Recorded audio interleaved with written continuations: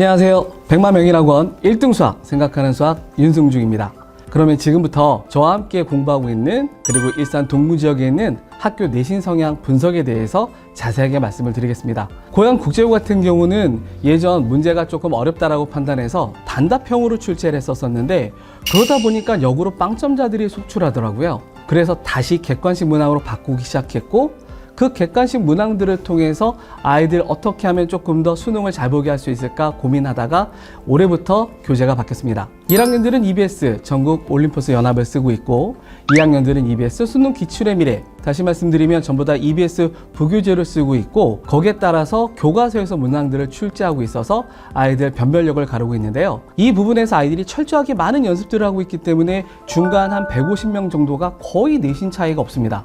그래서 두세 개밖에 없기 때문에 열심히 준비해야 되는 것도 많고 최상위권으로 도약하기 위해서는 당연히 모의고사 문제 30번 문항들에 대한 충분한 연습이 있었을 때 전교수 최상위권이다 라고 표현드릴 수 있을 것 같습니다. 그래서 일단은 주어진 부교재 그 다음에 학교 그 교과서를 충실하게 풀어낼 수 있다면 고양국제고 가서 수학은 최상위권에 들어갈 수 있다라고 표현드릴 수 있습니다. 두 번째로 대진고에 대해서 말씀을 드리는데요. 이번 대진고 같은 경우는 수학 문제가 어떻게 보면 조금은 쉬웠다?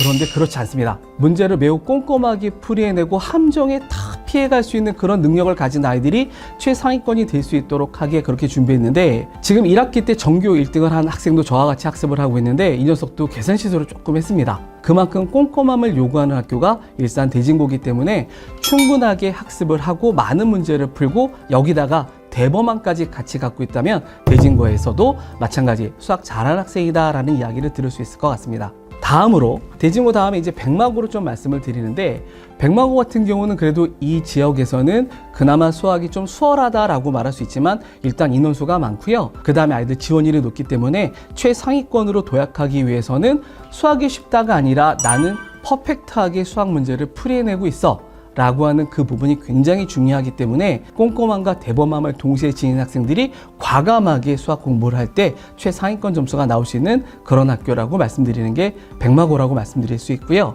자, 이제 문제의 백석고 말씀을 드려야 되겠죠. 백석고 같은 경우는 어제는 1학년들이 오늘은 2학년들이 시험이 마무리됐습니다.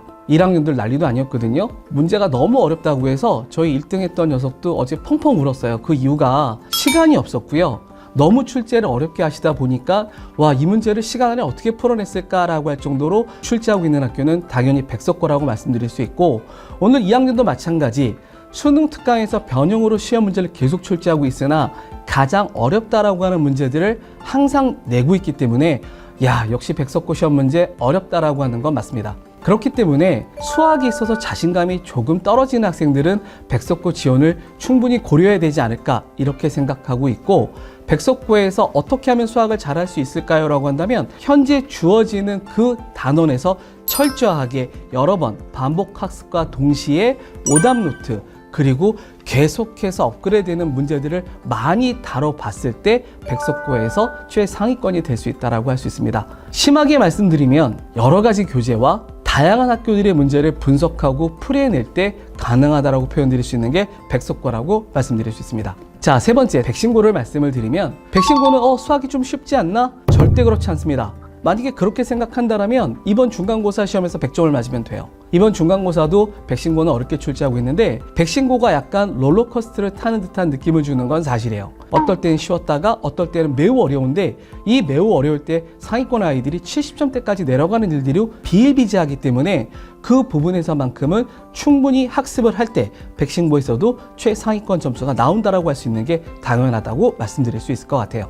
자, 그 다음으로 넘어갈 학교는 저희가 양소고 좀 많은 학생들이 지원한 학교는 아니지만 그래도 양소고를 잠깐 말씀드리면 여기는 지금 2학기 때 수학 1 진도를 나가고 있기 때문에 양소고 가기 전에 공통수학, 수학 1, 수학 2까지 마무리하고 가는 게 맞다라고 얘기를 하고요.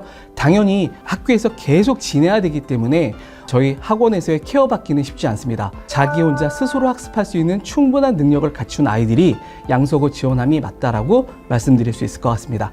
운전고로 넘어가겠습니다. 운전고도 마찬가지 많은 학생들이 매우 열심히 항상 노력하는 학교고, 그러다 보니까 수학 문제를 어렵게 출제하고 있는데 요즘 1학년 성향들은 약간 그렇지 않습니다. 그래서 내신 1점대들도 지금 많이 나오고 있거든요. 하지만 그렇다고 해서 쉬운 문제는 아니지만 그래도 예전보다 쉽다라는 표현은 맞습니다. 그런데 2학년들은 과연 그럴까요? 절대 그렇지 않습니다. 2학년들은 1학기 때 수원과 수투, 2학기 때 미적분과 확통을 동시에 진행하는 큰 부담감과 함께 내신도 당연히 수능 특강에서 변형을 하고 그 이상의 문제들도 출제하고 있기 때문에 1학년 때 조금 쉬웠어 라고 하더라도 2학년 때 올라가서는 그 간극이 충분히 벌어질 수 있기 때문에 충분하게 준비하고 철저하게 내신 대비뿐 아니라 수능 대비까지 해낼 때 우리가 상위권에 도입할 수 있다라고 표현드릴 수 있을 것 같습니다.